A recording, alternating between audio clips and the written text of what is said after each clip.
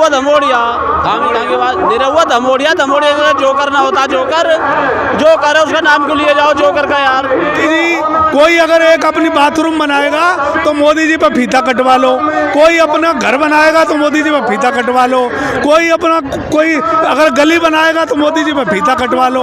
मोदी जी अपना काम कोई बता दे जो मोदी जी ने किया हो। मोदी जी जो कहते हैं उसका ठीक उल्टा करते हैं। अगर उन्होंने ये कहा कि हमारे किसान या देश के लोग हमारे परिवार हैं तो समझ लो उन लोगों को बर्बादी के समय आ गया। किसान को परिवार बताया उन्होंने, उससे पहले सेना को परिवार बताया था, सेना को सलूट करने को कहा था, उनको बर्बाद कर दिया। उन्होंने ये कहा था कोरोना वॉरियर, डॉक्टरों को प्रणाम करो, डॉक्टरों को सलूट करो, डॉक्टर कोरोना वॉरियर, उनको बर्बाद कर दिया। रेलवे को बर्बाद कर दिया, देश के नौजवानों को बर्बाद कर दिया। अब सुनो तो भैया ये बर्बाद कर दिया उन्होंने अगर देश के लोगों को परिवार बताया तो 2024 में आने वाले समय में सब 400 पार मिलेगा। लिखोगे फेसबुक पे मोदी का परिवार? मैं कह रहा हूँ ना, लिख दो। मैं कह रहा हूँ ना, उनके परिवार में 4 लोग हैं। उनके परिवार में स्मृति ईरानी जी है, अडानी जी है, अंबानी जी है और खुद मोदी जी है। 140 करोड़ को 140 करोड़ लोग तो इधर हैं रामलीला ग्राउंड में, और देश का किसान दुखी है, परेशान है। मोदी जी को कब यहाँ से मोदी जी हटेंगे तब उसकी मुझे लगता है कि 400 पार मोदी जी की सीटें नहीं आएंगी। 400 पार तेल होगा, 400 पार आटा होगा, 400 पार जो महंगाई है ना वो 400 पार जाएगी। जो अभी 200-250 रुपए किलो है वो 400 किलो होगा, और जो हमारा सिलेंडर है ना गैस का वो 4000 पार होगा। 400 पार का फार्मूला दूसरा है उनका, समझने में तुम भूल कर रहे हो। नेता कह रहे संविधान बदलेंगे, 400 पार आएगा तो हिंदू धर्म की रक्षा करेंगे। संविधान मोदी जी बदलने को बिल्कुल तैयार बैठे हैं, लेकिन मुझे लगता है उत्तर प्रदेश की जनता और पूरे देश की जनता समझ रही है, इसीलिए रामलीला मैदान में लाखों की संख्या में लोग आए। संविधान मोदी जी की बदलने नहीं देंगे, क्योंकि देश ये बहुजनों का है, देश उन लोगों का है जिनके पिताओं ने, जिनके पूर्वजों ने शहीद हुए इस जब आज़ादी के समय और देश की सीमा पे लड़ाई के समय।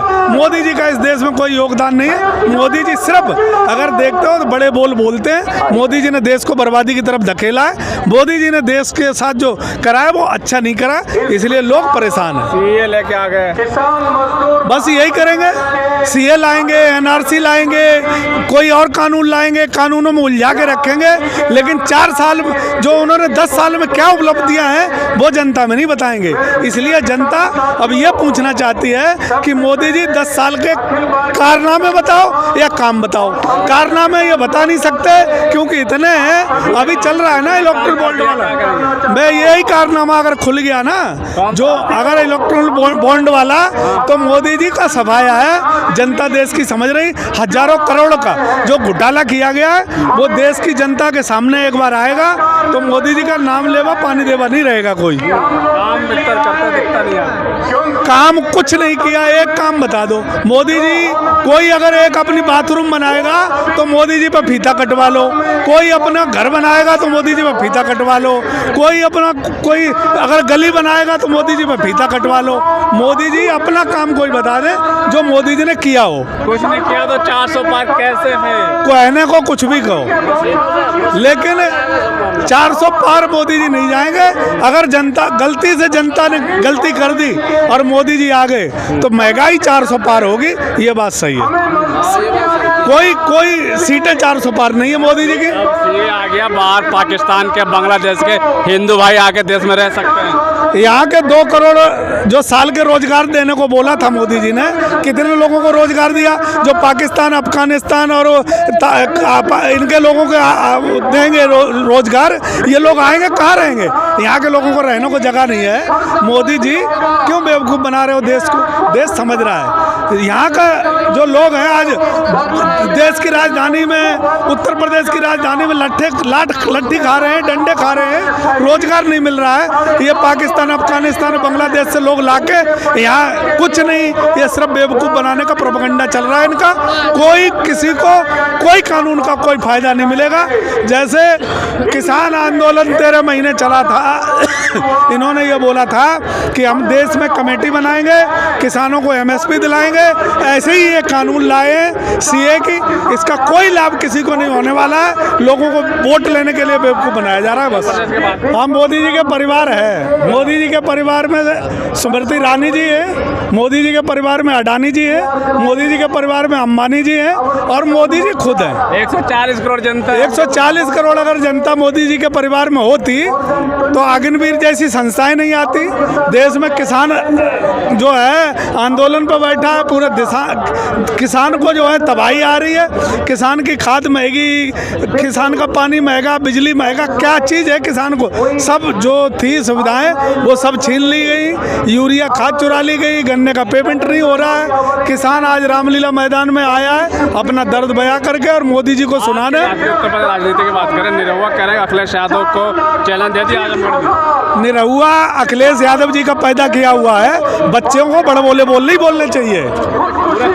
मैं कुछ कह रहा हूँ, निरहुआ जो पैदा हुआ है ना वो अखिलेश जी ने पैदा किया है, उसे बड़बोले बोलने ही मिलना चाहिए। वो बच्चे को हमेशा अपनी औकात में रहना चाहिए।